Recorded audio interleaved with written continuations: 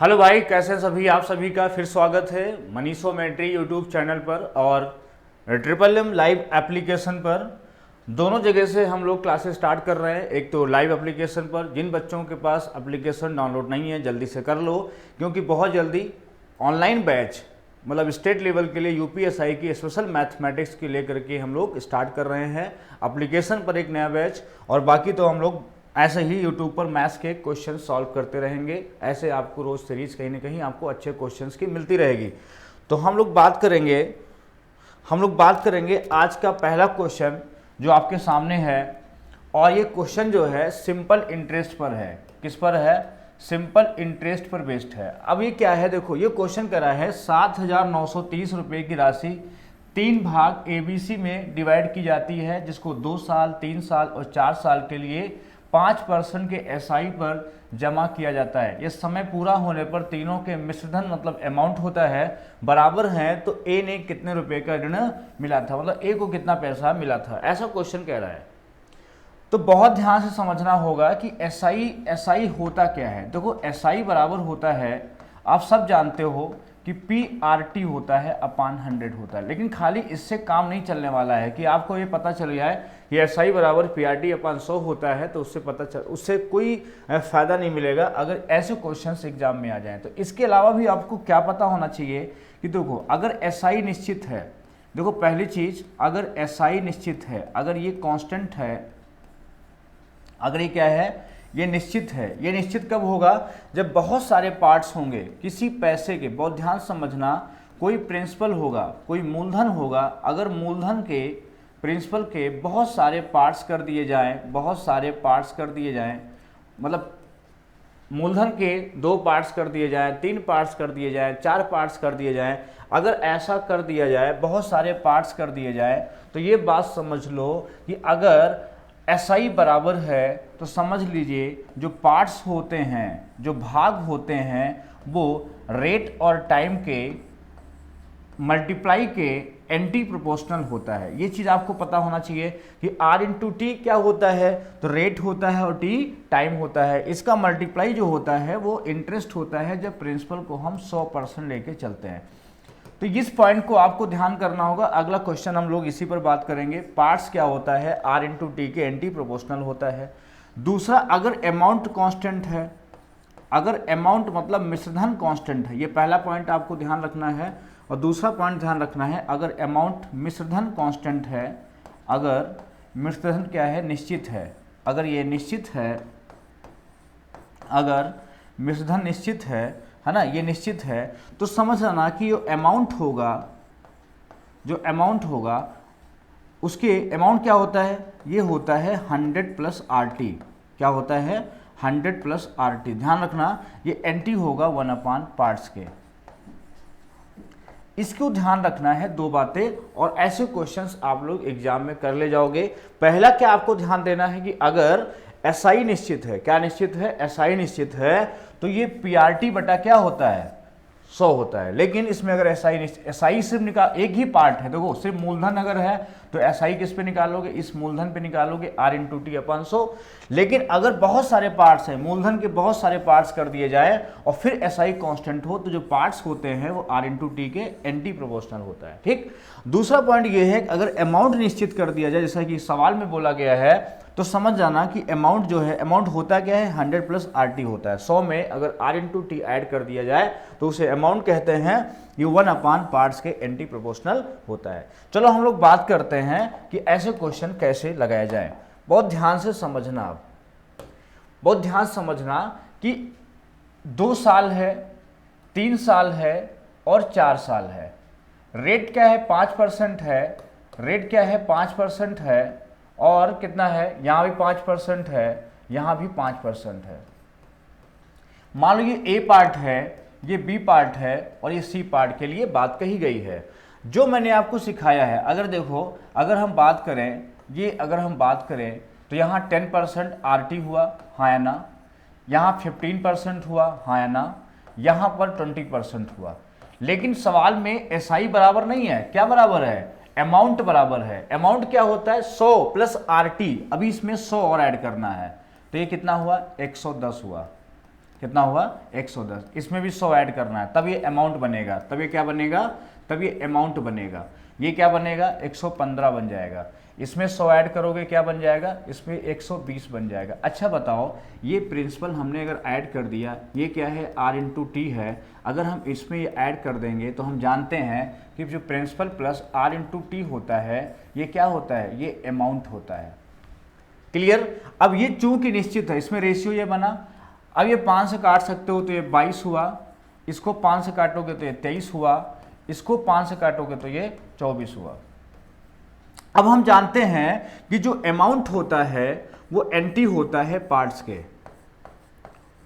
क्या होता है, एंटी होता है पार्ट्स के। तो हम क्या करेंगे, इसका अगर हमें पार्ट्स चाहिए, तीनों पार्ट्स चाहिए, तो हमें क्या करना होगा, इसका रिवर्स रेशियो चाहिए। अब देखो बहुत बच्चे नहीं जानते होंगे रिवर्स रेशियो कैसे निकाला जाता है, तो मेरी बात समझ लो, अगर दो हैं, अगर ए रेशियो बी है तो इसका रिवर्स रेशियो जो होता है, रिवर्स रेशियो बी अनुपात ए होता है।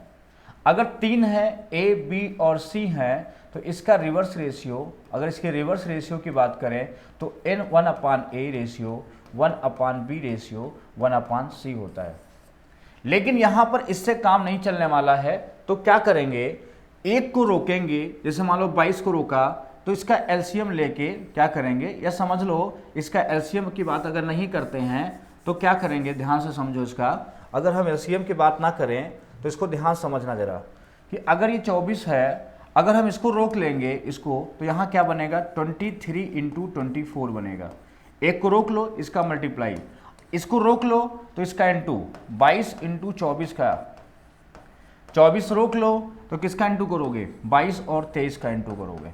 ये तो ये कितना आया बताओ, ये आया 24 को 3 से गुणा करो, 24 3 72 होता है 7, 24 दूनी 48, 48 7 कितना होता है 55। क्लियर, इंटू देखे रहना, 24 दूनी 48 होता है, 4 कैरी हो गया, 24 दूनी 48, 48 4 कितना हो गया 52, 528 हो गया। ऐसे 23 दूनी 46 और 46 हो गया, 4 कितना हो गया 50 हो गया। ये तीन आ गए और जोड़ो कितना हुआ देखो, अब ये क्या बन गया, टोटल पार्ट्स बन गया और कुल पैसा कितना दिया 7930। अब देखो 5 8 और 6 कितना होता है 14, 14 2 कितना होता है 16, कैरी हुआ 1 1 2 1 कितना 3, 5 3 कितना हो गया 8, अब 5 5 10 5 कितना हो गया 15। 1586 का जो मान है वो दिया है 7930 रुपये। हमें ए का मान मतलब 552 का मान चाहिए, 552 का मान चाहिए। अब देखो इसको इंटू करो, अगर 5 से इंटू करो तो 5 का 30, ठीक, 5 8 40, 40 3 43, 5 हम 25 और 25 और 4 29, हाँ ये कितनी बार जाएगा, ये 5 टाइम्स जाएगा। इसको 5 से गुणा कर दो, 5 दूनी 10, 5 हम 25, 25 1 26 और 5 हम 25 2 2760। कितना आंसर आया 2760। थोड़ा सा कैलकुलेशन था, लेकिन आप लोग परेशान नहीं होना, क्योंकि ऐसे क्वेश्चन ही एग्जाम में आने वाले हैं। आसान आसान क्वेश्चन कराने से मेरा कोई मकसद नहीं है कि आपको जो है परेशान किया जाए, आसान क्वेश्चन करा दें और एग्जाम में एक भी सवाल ना पूछा जाए। हमें चाहता हूं आपको मैं वो क्वेश्चन कराऊं जो आपके एग्जाम में पूछे जाएं। मैंने कहा कि अगर ये अमाउंट, ये पैसा है, ये मूलधन है, और अगर बोला है कि अमाउंट बराबर है, तो ध्यान रखना हमें 100 प्लस आरटी का रेशियो बनाना है। ठीक, 100 प्लस आरटी मैंने बहुत सही से लिख दिया है, रेट लिख दिया है, टाइम लिख दिया है, मल्टीप्लाई करके ब्याज लिख दिया है। अगर 100 ऐड करोगे तो अमाउंट बन जाएगा। अमाउंट का रेशियो निकाल लो, 22 23 और 24 बनेगा। इसका रिवर्स रेशियो ही पार्ट्स का रेशियो होगा, क्या होगा रिवर्स रेशियो। और रिवर्स रेशियो के लिए आप इसको रोकोगे तो इसका इंटू करके लिख दो, इसको रोकोगे आप इसको इंटू करके लिख दो, इसको रोकोगे तो आप इसको इंटू करके लिख दो, तो आपको रिवर्स रेशियो जल्दी मिल जाएगा। है तो बहुत सारे तरीके, बट ये बहुत सही होता है। इसको रोका, इसका गुणा कर दिया, इसको रोका, इसका गुणा कर दिया, इसको रोका, इसका गुणा कर दिया। क्लियर, तीनों आ गए। अब तीनों ये पार्ट्स हो गए, कुल पैसा दिया है और हमें ए पूछा है तो ये हो जाएगा। ठीक, ऐसे क्वेश्चन आए तो आप कर लेना जब क्या बराबर हो, अमाउंट बराबर हो। चलो हम लोग बात करते हैं अगले क्वेश्चन की। आपके सामने है अगला क्वेश्चन। अब दूसरा क्वेश्चन जो है, ये जो दूसरा क्वेश्चन है ये भी बहुत बढ़िया सवाल है। कह रहा कि एक विद्यार्थी जो है एक परीक्षा में 40% नंबर पाता है। कितना पाता है 40% नंबर पाता है, तो 40 अंकों से फेल हो जाता है। किससे फेल हो जाता है 40 अंकों से फेल हो जाता है। 40 अंकों से क्या होता है फेल हो जाता है। कह रहा है कि 40 अंकों से क्या होता है, फेल हो जाता है। ये दूसरा विद्यार्थी 55% नंबर पाता है तो उत्तीर्णांक से 10% अधिक पाता है, स्कोर क्या होगा। ये बहुत अच्छा सवाल है। ये वाला क्वेश्चन नहीं है कि जिसमें नंबर दोनों ने नंबर दिया होता। अगर दोनों में नंबर दिया होता तो आप जल्दी लगा लेते। कह रहा कि एक विद्यार्थी परीक्षा में 40% नंबर पाता है, 40 नंबर से फेल हो जाता है। मतलब अगर इसका आप बेसिक लगाओगे, अगर आप इसका बेसिक लगाओगे तो कैसे लगेगा, बेसिक ध्यान समझना जरा। अब मान लो उसका जो स्कोर है, मान लेते हैं वो x है, थोड़ा बेसिक लगाते हैं। अब वो x का कितना पाता है, 40% पाता है, ठीक। लेकिन फेल हो गया, तो फेल हो गया 40 नंबर से, तो उसको पास कर दिया, तो ये आ गया पासिंग नंबर। ये क्या आ गया, ये आ गया पासिंग नंबर। ये क्या आ गया, ये आ गया पासिंग नंबर। जो फेल हो रहा था उसको अगर 40 नंबर से जो फेल हो रहा था उसको अगर हम दे देंगे तो बच्चा वो पास हो जाएगा, ठीक। अब कहता है अगर वो 55% नंबर पाता है, ये 55% हो गए, तो कहता है पासिंग नंबर से 10% अधिक पाता है। मतलब इसका ये 10% अधिक है, मतलब इसको अगर हम 110% कर देंगे तो ये बराबर हो जाएगा। क्योंकि ये नंबर 10% ज्यादा था इस नंबर से, तो अगर हम इसको 10% बढ़ा देंगे तो क्या होगा, दोनों बराबर हो जाएंगे। अब देखो जीरो कैंसिल हुआ, 11 से काटा तो ये कितना बार गया, 5 बार गया, 5 से काटा तो ये कितनी बार गया, 20 बार गया, और 10 से काटा कितनी बार गया, 2 बार गया। अब ब्रैकेट यहां से काटा, 2 से काटा, 2 दूनी 4, ये 5 हुआ, तो और खोला इसको, तो 2x बटा कितना 5 प्लस कितना 40 है ना, बराबर कितना हो जाएगा, x बाई कितना 2। ये इधर ले आओ या उसको उधर भेज दो, x/2 माइनस 2x बाई 5 बराबर कितना है 40। इसका 10 एलसीएम हो गया, यहाँ 5x आया, यहाँ 2 4x आया, बराबर कितना हो गया 10। तो यहाँ से x/10 बराबर कितना, x बाई कितना हो जाएगा, x बाई कितना 10 बराबर कितना है 40, ये 40 है।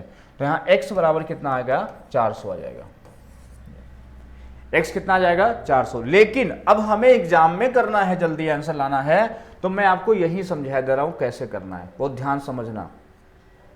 हम उठाएंगे 10% को, 10% ज्यादा है, मतलब 10% ज्यादा है, मतलब हुआ कि अगर 10% ज्यादा की बात कर रहा है, मतलब 110% की जो वैल्यू है, 110% की जो वैल्यू है वो 55 है।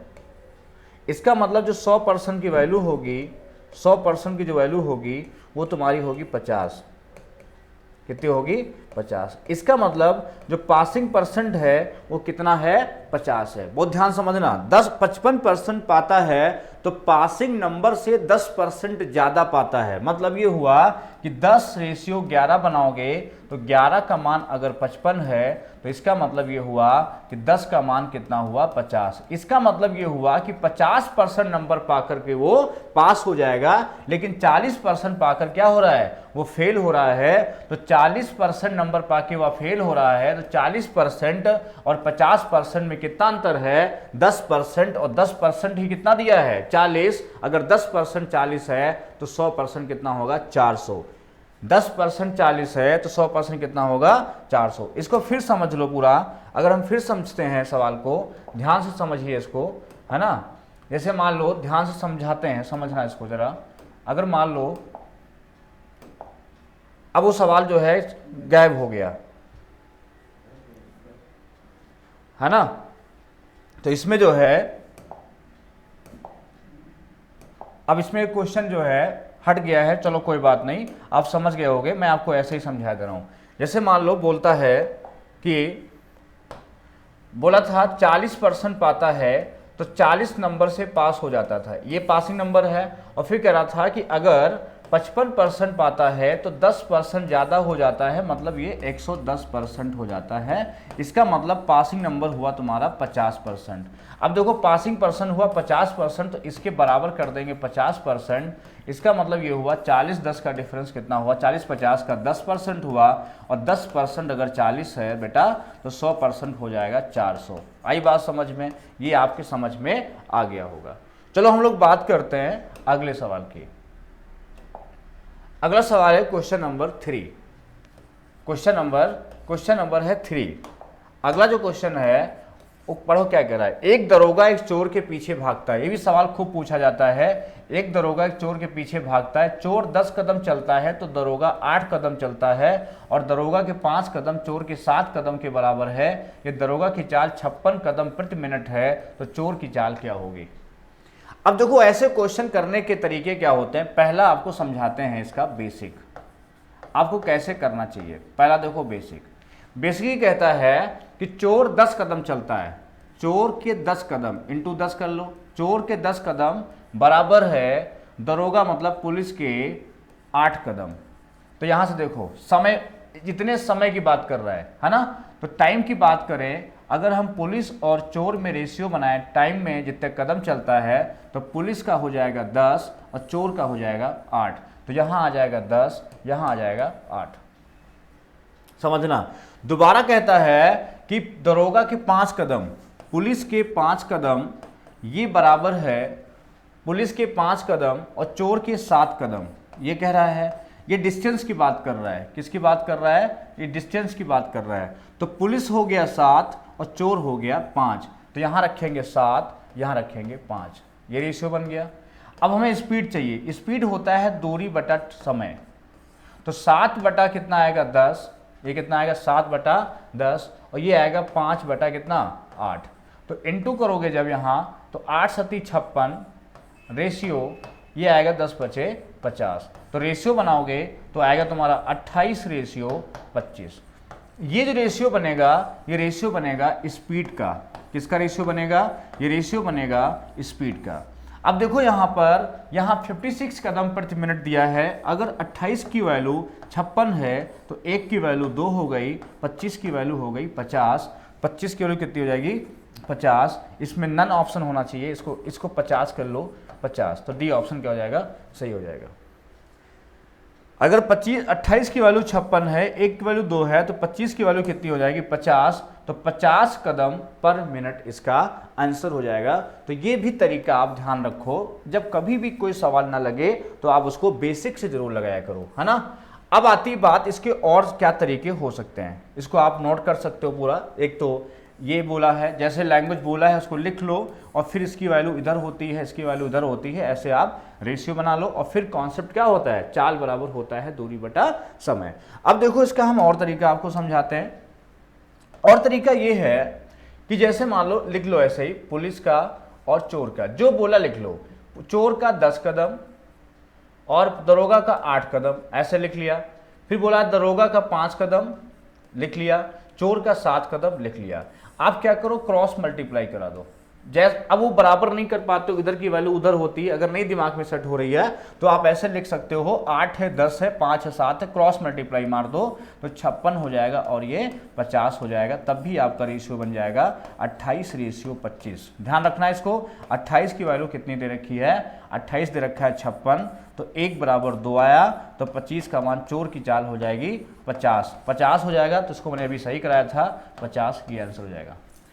और रास्ता क्या हो सकता है, और रास्ता हो सकता है अगर हम दूरी का एलसीएम ले लें, जो समान कदम चलता है, इसका 5, दरोगा का 5 और चोर का 7, तो पुलिस का 5 और चोर का कितना 7, इसका एलसीएम लिया तो यहाँ आया 35। मान लो डिस्टेंस थी 35 के रेशियो में, अब ये आया तुम्हारा 7, इसको और तरीके से ऐसे लगा सकते हो, और ये आया 5। लेकिन ये जो है चोर का चलता है 10 कदम, तो इसको 10 से गुणा कर देंगे तो यहाँ आ जाएगा 50, और ये चलता है 8 कदम, इसको 8 से गुणा कर देंगे तो आ जाएगा 56। तो फिर भी रेशियो आ जाएगा कौन सा, काहे का, चाल का रेशियो आ जाएगा। 28 कितना है, 56 है, 1 बराबर 2, तो 25 कितना हो जाएगा, 50 हो जाएगा। तो तीन तरीके हो गए। आप चाहे इसको बेसिक लगाओ, आपको दिमाग में आ जाए तो आप ऐसे क्रॉस मल्टीप्लाई कर, जैसे लिखा है वैसे लिख लो, और ऐसे क्वेश्चंस आज बहुत सारे लगाना। आज पहले सीख लो और फिर खूब क्वेश्चन लगाना, हर बुक में ऐसे क्वेश्चन दिए हुए हैं, है ना। चलो हम लोग बात करते हैं अगले सवाल की। अगला सवाल जो है ज्योमेट्री का है, और बहुत ध्यान से सबको समझना है कि ज्योमेट्री का सवाल कैसे। देखो अगर कोई ट्रायंगल है, सबसे पहले तो ये जान जाओ त्रिभुज होता क्या है। सबसे पहले आपको पता होना चाहिए त्रिभुज होता क्या है। देखो सबसे पहले जब त्रिभुज की उत्पत्ति हुई होगी तो त्रिभुज बनता है 3 भुजाओं से। जैसे मान लो 3 भुजाएं हैं, ये ए है, ये बी है और ये सी है। मान लो कोई ए बी क्षण थी, ये ए बी क्षण है, कोई बी सी क्षण है, इसको ले लिया गया, और कोई सी ए क्षण है, इसको ले लिया गया।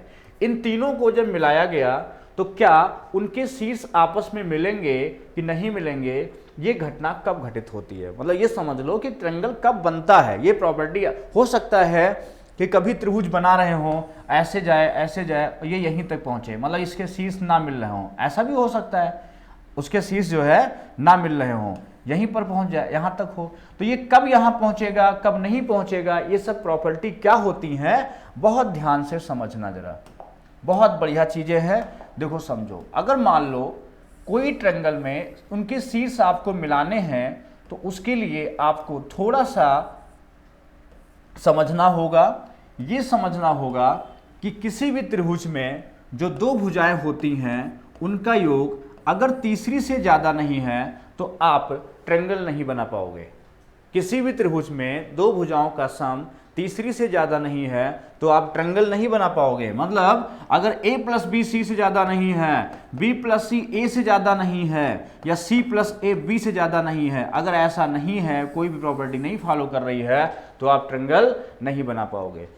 दूसरा आपको ये भी पता होना चाहिए, ये भी इसके साथ साथ आपको ये भी पता होना चाहिए कि उनका जो डिफरेंस होता है वो तीसरी भुजा से कम होना चाहिए। जैसे b डिफरेंस c है तो तीसरी भुजा a से कम होना चाहिए, c डिफरेंस a है तो तीसरी भुजा b से कम होना चाहिए, ऐसा भी होना चाहिए।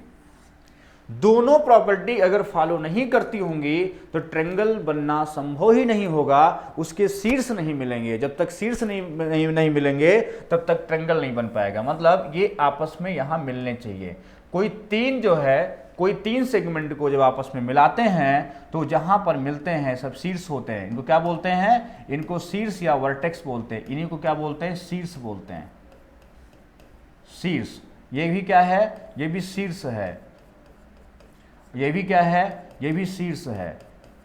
तो इतनी बात आप समझ गए होंगे, शीर्ष क्या होता है समझ गए, क्लियर है। तो अब इतना समझ में आ गया कि दो भुजाओं का योग तीसरी से बड़ी होनी चाहिए और अंतर तीसरी से छोटा होना चाहिए। अब देखो सवाल क्या कह रहा था। अब जो है, अब क्वेश्चन को समझने की कोशिश करो, क्या सवाल कह रहा था। सवाल कह रहा है कि एक त्रिभुज है ABC, जिसमें AB तो 12 है, AB कितना है 12 है, और AC जो है ये 20 है, और ये वाली साइड X है। तो कहता है कि X के कितने मान संभव होंगे। तो पहली बात हमने कहा X का मान कितना होना चाहिए। एक तो X का मान, इसका अंतर कितना हुआ, 8 से ज्यादा होना चाहिए। X का मान 8 से क्या होना चाहिए, ज्यादा होना चाहिए, लेकिन कम भी होना चाहिए। X का मान अगर 8 से ज्यादा होना चाहिए तो कम किससे होना चाहिए, अगर 8 से ज्यादा होना चाहिए तो कम किससे होना चाहिए, इनके योग से ज्यादा कम होना चाहिए। योग कितना हुआ, 32 से कम होना चाहिए। मतलब 32 से कम और 8 से ज्यादा, मतलब कौन कौन हो सकता है, 9 हो सकता है, क्योंकि पूर्णांक बोला है। क्या बोला है, इंटीजर बोला है, इंटीजर। क्योंकि दशमलव में तो बहुत सारे हो सकते हैं, बहुत सारे नंबर, लेकिन पूर्णांक लिख दिया है। ऐसे तो बहुत वैल्यू हो सकती है, इन्फिनाइट हो सकती हैं, लेकिन दशमलव में, क्योंकि दो नंबर के बीच में ही रेशनल नंबर तो बहुत सारे होते हैं, इन्फिनाइट होते हैं। तो इंटीजर की बात कर रहा है तो क्या होंगे, 9 हो सकता है, 10 हो सकता है, कहाँ तक, 31 तक हो सकता है। इतने नंबर हो सकते हैं। तो आप बताओ 9 से लेकर के 31 तक हमें कितने नंबर हुए। तो कैसे जानोगे, 31 में से 9 हटाओ, कितना बचा, जब 31 में, या तो गिन लो ऐसे 9 से 31 तक, या 31 से 9 हटाओ तो आपका बचा 22। 22 में क्या करोगे, डिफरेंस क्या करोगे, L minus A plus D by D होता है फॉर्मूला, कभी भी n निकालना हो। आखिरी में से घटा दो, 9 घटाओ तो बचा 22, है ना। 22 में 1 जोड़ो, 23 बटा 1 कितना आया, 23 हो जाएगा। और आप यही घटा सकते हो कि 32 में 8 घटाओ कितना आया, 32 में 8 घटाओगे तो आएगा तुम्हारा 32 2 8 कितना आएगा, 24। एक कम कर देना होता है, कितना आया, 23। अगर ऐसे याद करोगे कि किसकी x के कितने मान होंगे तो आप क्या करो, 8 और 32 है, इन दोनों का डिफरेंस ले लो, 8 और 32 का डिफरेंस ले लो और एक कम कर दो तो भी 23 आ जाएगा। या आप ऐसे गिन लो 9 10 11 कहाँ तक 31 तक, या तो गिन लो या आप उसमें माइनस कर लो या इसको याद कर लो कि दोनों का डिफरेंस में एक कम कर देना होता है। क्या कर देना होता है? दोनों के डिफरेंस में एक कम कर देना होता है। या समझ लो इन दोनों में बड़ी संख्या जो होती है 12 का डबल कितना होता है 24, उसमें एक कम कर दो, कितना हो जाएगा 23 हो जाएगा। कितने मान होंगे? जैसे मान लो दूसरा सवाल लेते हैं, जैसे मान लो ये सवाल है, ध्यान देना जरा, ये है ABC और हमें बताना है, ये मान लो 10 है, ये मान लो 7 है और ये मान लो X है। हमें X के मान बताना है, कितने नंबर ऑफ वैल्यूज हो सकती हैं, नंबर ऑफ वैल्यू कितनी हो सकते हैं, कितने मान हो सकते हैं। तो क्या करोगे, आप कह सकते हो X के मान कितने होंगे, अगर लगाना है तो 7 का डबल कितना हुआ 14, एक कम कर दो कितना हुआ 13, ये भी आंसर होता है। या कह दो कि 7 10 7 17 से छोटा, 17 से छोटा, इसका डिफरेंस कितना हुआ 3 से ज्यादा, मतलब ये बनेगा, ये 17 से छोटा और 3 से ज्यादा, तो कितना हुआ 17 3 कितना हुआ तुम्हारा 20, 17 3 में कितना, सॉरी 17 3 का डिफरेंस कितना हुआ 14, कितना हुआ 14, एक कम कर दो कितना हुआ 13, इसका डिफरेंस में एक कम कर दो। दो प्रॉपर्टी आपको मैंने सिखाई है, या तो आप क्या करो इसका अंतर लो, एक घटा दो तो x के मान उतने होंगे, या आप क्या करो छोटी संख्या का आप क्या करो डबल करो और एक घटा दो तो भी इतनी वैल्यू पॉसिबल होंगी x की। ये है ट्रायंगल की प्रॉपर्टी। ऐसे ही हर पार्ट में हम आपको कोई ना कोई सवाल आपको कराते रहेंगे जिससे आपके बेसिक कॉन्सेप्ट तैयार होते रहेंगे। अभी आप ट्रायंगल के बारे में जानो कि ट्रायंगल क्या होता है, इसकी प्रॉपर्टी क्या होती है, और अगर ऐसा क्वेश्चन आ जाए तो हम उसको कैसे सॉल्व करते हैं। बात करते हैं अगले सवाल की। अगला क्वेश्चन भी ट्रायंगल से ही है और बढ़िया सवाल है। कह रहा कि त्रिभुज ABC, दो सवाल आज हम ट्रायंगल से करा दिए हैं, ऐसे आपको क्वेश्चन हम कराते रहेंगे। एंगल ए का विभाजन करता है, क्या करता है, एंगल ए का विभाजन करता है। ये मान लो डीप विभाजन हो गया। अब कहता है कि जो AB है वो 16 है, ये कितना है AB 16 है, और तुम्हारा AC तुम्हारा 24 है, ये कितना है 24 है, AC कितना है 24 है, और जो BC है ये तुम्हारी कितनी है 30 है, BC कितनी है 30 है। अब देखो हमसे पूछ, ये एंगल बाइसेक्टर है, ये भी अल्फा है और ये भी अल्फा है। अब आपसे पूछा है बताओ भाई BD कितनी होगी, ये कितनी होगी। तो सबसे पहले तो आप समझ लो कि अगर कोई भी एंगल बाइसेक्टर होता है, क्या होता है एंगल बाइसेक्टर, हम 2-4 पॉइंट आपको आज सिखा देंगे जिससे आप क्वेश्चन को कर सको। एंगल बाइसेक्टर कोण विभाजक क्या होता है, तो किसी भी त्रिभुज में अगर कोई एंगल का हम विभाजन करते हैं तो सामने वाली भुजा को उसी रेशियो में बांटता है जिस रेशियो में अन्य भुजाएं होती हैं। सबसे पहले तो आप ये नोट कर लो, तुरंत नोट कर लो कि किसी भी त्रिभुज में एंगल बाइसेक्टर सामने वाली भुजा को उस रेशियो में डिवाइड करता है जिस रेशियो में अन्य भुजाएं होती हैं। क्या बोला मैंने, किसी त्रिभुज में एंगल बाइसेक्टर सामने वाली भुजा को उस रेशियो में डिवाइड करता है जिस रेशियो में अन्य भुजाएं होती हैं। लेकिन ये वाली इधर वाला इधर के हिसाब से बोल लिखना और इधर वाला इधर के हिसाब से लिखना, जिससे गड़बड़ी ना हो जाए। ये अगर AB है तो इधर वाला ही AB होगा, ठीक है। तो आप समझ गए होंगे कि अगर ये 16 है, ये 16 है, ये 24 है, तो 16 और 24 में रेशियो क्या बनता है 2:3 बनता है। इसका मतलब हमें 30 को 2:3 में बांट देना है। क्या करना है, 30 को 2:3 में बांट देना है। 3 2 5, 5 का मान कितना है 30 है, 1 का मान कितना है 6 है और 2 का मान कितना हो गया, ये लाइन हो गई 12। कितनी हो गई 12, ये बी ऑप्शन। तो एंगल बाइसेक्टर कभी भी आपके एग्जाम में आ जाए तो एंगल बाइसेक्टर क्या करता है, सामने वाली भुजा को उसी अनुपात में बांटता है जिस अनुपात में अन्य भुजाएं होती हैं।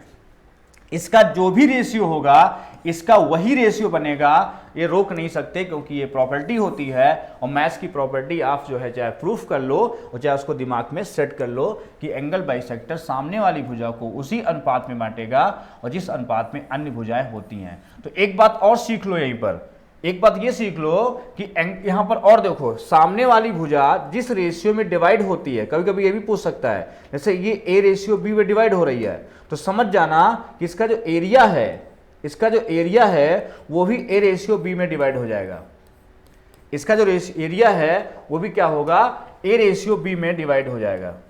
ये मतलब ये तो जिस रेशियो, अब मान लो जिस रेशियो में भुजा सामने वाली डिवाइड होती है उसी रेशियो में एरिया भी डिवाइड होता है, ये भी नोट कर लो। लेकिन कब, जब ये है यहां पर ये रेशियो, जो भी रेशियो सामने वाला रेशियो जो भी होगा, जैसे मान लो ये रेशियो तुम्हारा 3 है और ये रेशियो 5 है और ये एरिया आपको दिया है सपोज डेट 60, ये कितना दिया है, ये मान लो दिया है 60 सेंटीमीटर स्क्वायर, और आपसे त्रिभुज का एरिया पूछ ले रहा है। क्या पूछ ले रहा है, त्रिभुज का एरिया पूछ ले रहा है। तो ये समझ जाओ 3 का मान कितना है, 60 है, मतलब 3 का मान कितना है, 60 है। तो टोटल हुआ 5 3 8, 8 की वैल्यू जो आएगी 3 से काटा तो 20, 8 दूनी 16, 160 सेंटीमीटर स्क्वायर। मतलब इस पूरे ट्रायंगल का एरिया कितना है, 160। मतलब ऐसे क्वेश्चन भी अगर आपके पेपर में आ जाएं तो भी आप कर सकते हो ऐसे।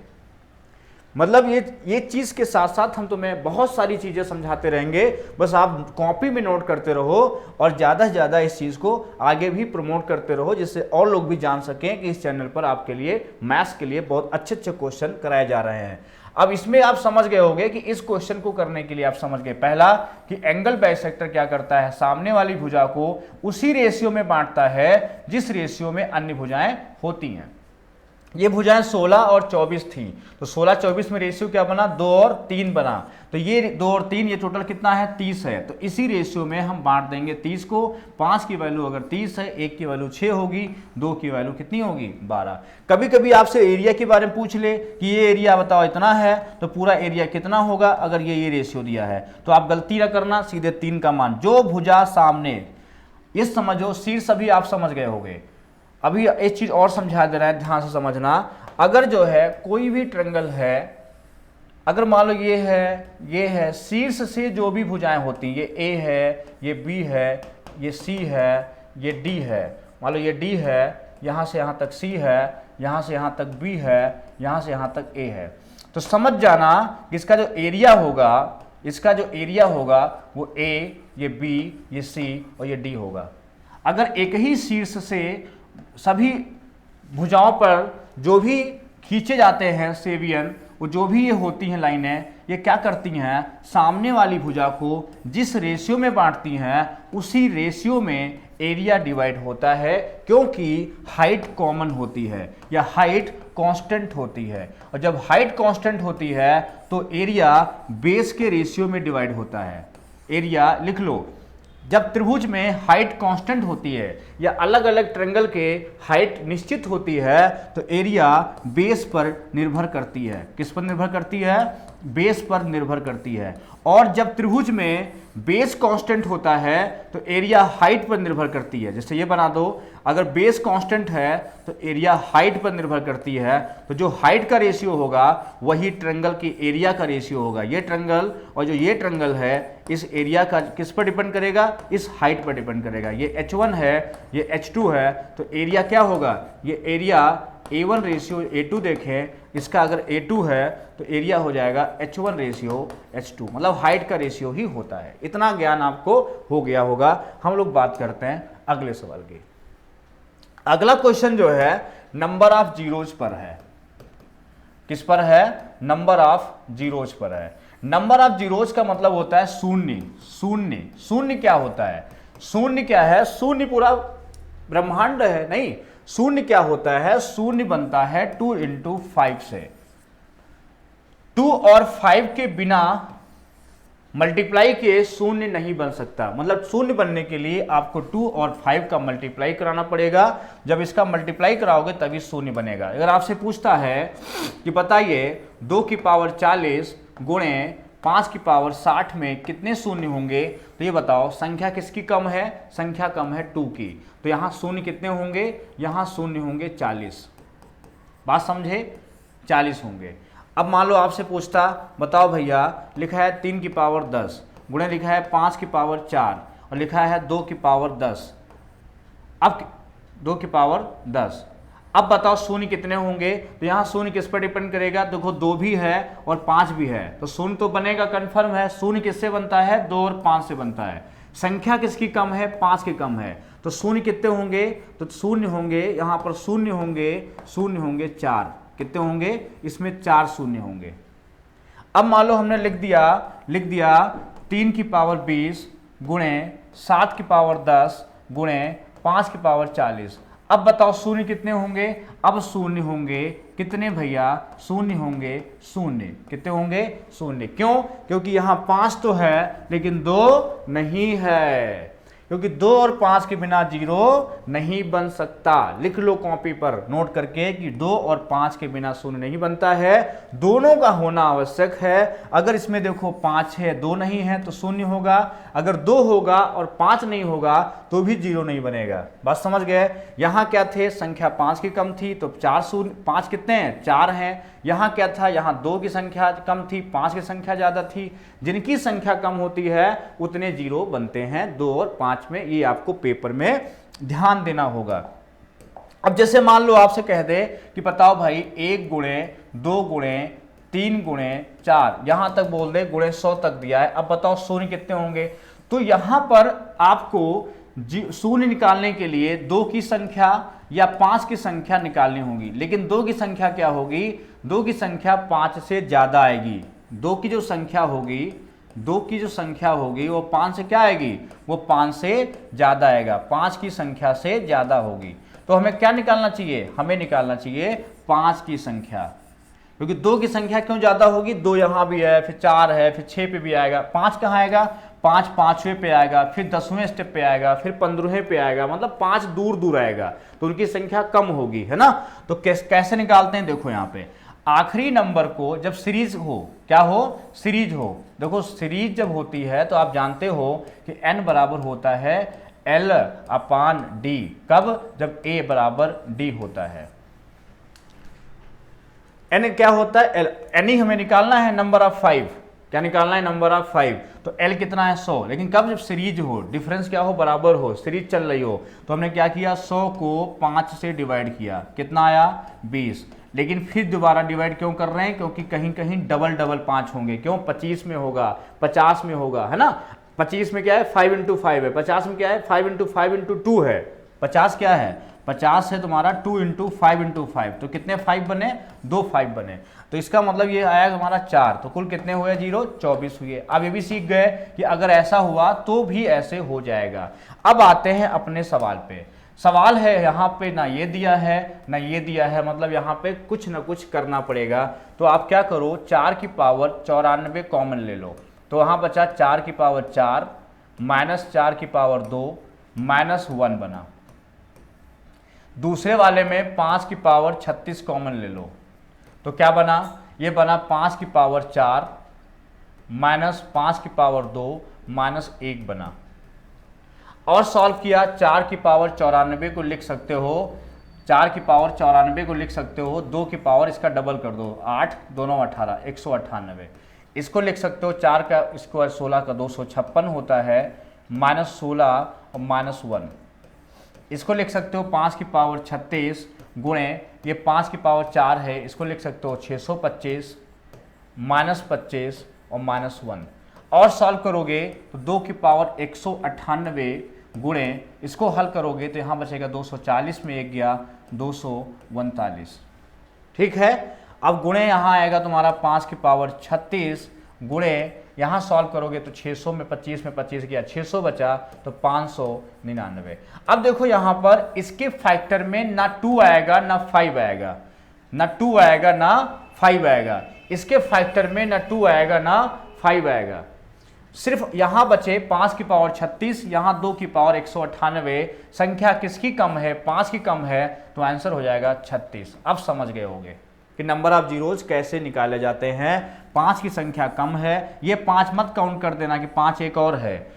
599 को आपको ब्रेक करना है, ब्रेक करने पर फैक्टर देखे जाते हैं, क्या देखते हैं, गुणनखंड देखते हैं, ठीक। जैसे तुम्हारे दिमाग में होगा कि 55 में तो सर 2 5 हो गए, नहीं, 55 में एक ही 5 है, देखो ये अब समझ में आ गया होगा कि 55 में 2 5 नहीं है, 55 में नंबर ऑफ जीरोज के लिए एक ही 5 काम आएगा। क्यों, अगर मान लो तुम्हें लिखना है 55 गुणे 2 से गुणा करना है, देखो 2 5 है, बात समझ गए। यहाँ मान लो 22 से यहाँ 22 से गुणा करना है भैया, 2 5 हैं, 2 2 हैं, 2 जीरो आने चाहिए भैया, गलत है। इसको गुणा करोगे तो 22 पंचे 110, कैरी हुआ 11, 22 पंचे 110, 110 और 11 होता है 121। ठीक है, कितना जीरो आया? 1। क्यों? क्योंकि यहाँ 5 गुणे 11, यहाँ 2 गुणे 11 क्या है? एक ही जोड़ा बन रहा है। अगर एक ही जोड़ा बन रहा है तो एक ही जीरो आएगा। बात आई समझ में? चलो हम लोग बात करते हैं अगले सवाल की। अगला सवाल है टाइम एंड वर्क का, और टाइम एंड वर्क में ऐसा क्वेश्चन बहुत इंपॉर्टेंट होता है, और ये हम बिना एफिशिएंसी के नहीं लगा सकते। एफिशिएंसी कैसे होती समझो। 4 पुरुष 8 महिलाएं किसी कार्य को 15 दिनों में कर सकते हैं। 4 पुरुष, इसका तरीका हम समझा दे रहे हैं। जब अथवा लगा हो, नोट करके कॉम्प्लीट, जब क्या लगा हो? जब और लगा हो।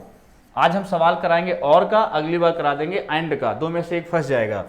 4 पुरुष, 4 मैन अथवा 8 वुमेन काम करते हैं 15 दिन में। हमें निकालना है 6 मैन और प्लस 12 वुमेन, ये कितने दिन में करेंगे। तो ये समझ लो, अथवा अगर लगा है तो आप इसका यही एलसीएम ले लो, कितना आया? 8। इसका 4 का और 8 का एलसीएम ले लो, कितना आया? 8। तो यहाँ जब भाग करोगे 8 को 4 से, 2 आएगा, यहाँ 1। ये भैया एफिशिएंसी आ जाती है। क्या आ जाती है? ये एफिशिएंसी आ जाती है 1 यूनिट की, मतलब एक आदमी की 2 और एक महिला की 1 क्षमता है। 6 आदमी कितना काम करेंगे? 6 आदमी 12 काम करेंगे। 12 औरतें कितना काम करेंगी? 12 करेंगी। कुल काम कितना करेंगे लोग? कुल काम करेंगे 24। अब 24 करेंगे, लेकिन कार्य क्या है? कार्य देखो, कार्य होता है एलसीएम गुणे समय। इसको गुणा कर दोगे तो कार्य हो जाएगा एलसीएम गुणे समय। लिखते रहना साथ में, एलसीएम गुणे समय। तो 8 गुणे 15 बटा कितना? 24। 8 से काटा 3 आया, और 3 से काटा तो 5 आया, और ये आंसर हो गया 5 डेज। फिर सुन लो क्या करते हैं। जब अथवा लगा होता है, और लगा होता है, तो क्या करते हैं? इसका एलसीएम ले लेंगे, इसको डिवाइड करेंगे, 2 आएगा, इसको डिवाइड करेंगे 1 आएगा। ऐसे 3 होंगे, कोई दिक्कत नहीं। आदमी हो, महिलाएं हो और बच्चे भी हो तो भी आप एलसीएम लेना। ऐसे खूब क्वेश्चन लगाओ, आज सब लगा डालो, आज एलसीएम लो। और फिर एलसीएम गुणे समय होता है कार्य। अब एक एलसीएम, एक आदमी की क्षमता आ गई, 6 आदमी से 12 काम करेंगे, एक महिला 1 काम, 12 महिलाएं 12 काम करेंगी, कुल काम हो गया 24। भाग करोगे तो ये आंसर आ जाएगा। चलो बात करते हैं अगले सवाल की। अगला सवाल है आज का आखिरी क्वेश्चन, है ना। ऐसे ही आपको रोज सिखाते रहेंगे। देखो ये मेंस्ट्रुएशन का सवाल है, और कोण हमने पिछले पार्ट में समझाया था। जब कोण हमने समझाया था तो हमने एक चीज कही थी कि इसमें समरूपता लगती है। एक एक पार्ट हमारा देखते रहोगे ना, तभी जा करके ये पार्ट तभी समझ में आएगा जब पिछला पार्ट आपने देखा होगा। रोज का रोज देखोगे तभी चीजें आपकी क्लियर हो जाएंगी। अब अगर हम यहां से इसको कट कर दें, तो अगर कट कर दें तो ये अगर ऊंचाई तुम्हारी h1 है, पूरी ऊंचाई अगर h2 है, ये रेडियस अगर r1 है, तो ये रेडियस अगर r2 है, तो इसमें समरूपता क्या होती है? h1 अपान r1 बराबर h2 अपान r2, ये समरूपता लगती है।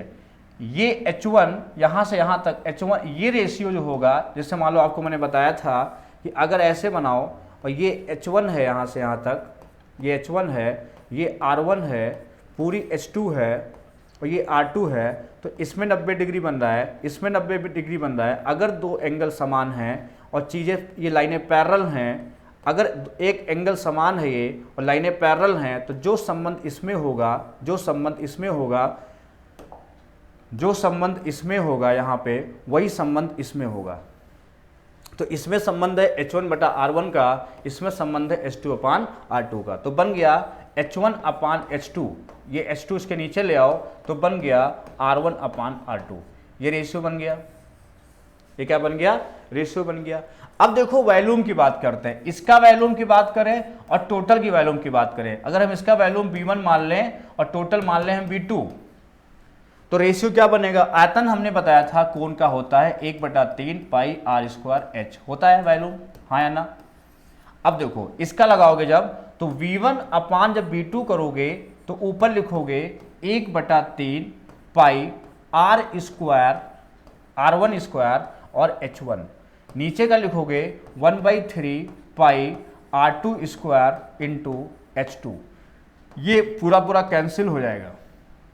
अगर तुम्हें हाइट दिया है, क्या दिया है? हाइट, तो रेडियस को रिप्लेस कर दो, मतलब अगर हाइट दी है सवाल में तो रेडियस को रिप्लेस कर दो, अगर रेडियस दी है तो हाइट को रिप्लेस कर दो इसके हिसाब से।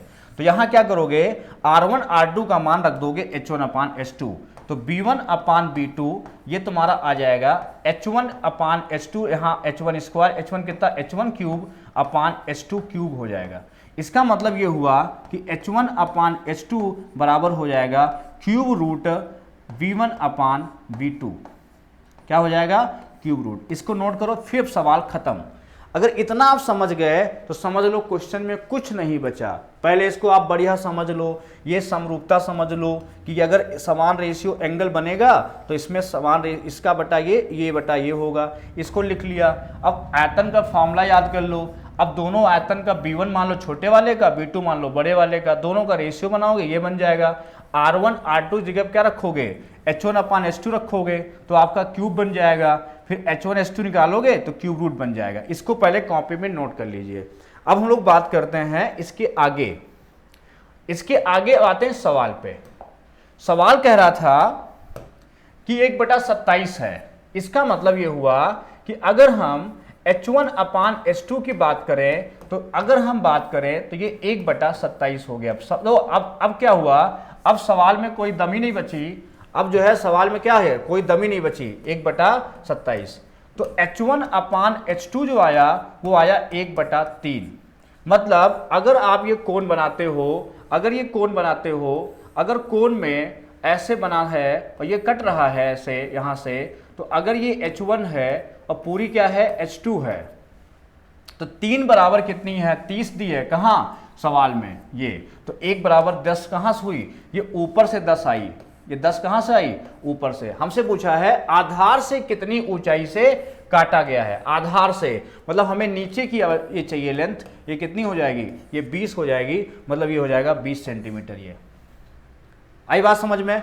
मतलब अगर हमें ये सवाल पता था, कॉन्सेप्ट पता था, तो पेपर में खाली 1/27 का क्यूब रूट होता है 1/3, 3 का मान हो गया 30, 1 बराबर ऊपर से 10 तो नीचे से 20। क्लियर। चलिए आज के बाद हम लोग अगला जो पार्ट पढ़ेंगे उसमें भी बहुत अच्छे अच्छे क्वेश्चंस होंगे। आप लोग इसको पढ़ो और ज़्यादा से ज़्यादा इसको और प्रमोट कराइए। आपको अच्छे अच्छे क्वेश्चंस का आपको डेली एक जो वीडियो है आपको प्रोवाइड कराते रहेंगे। धन्यवाद।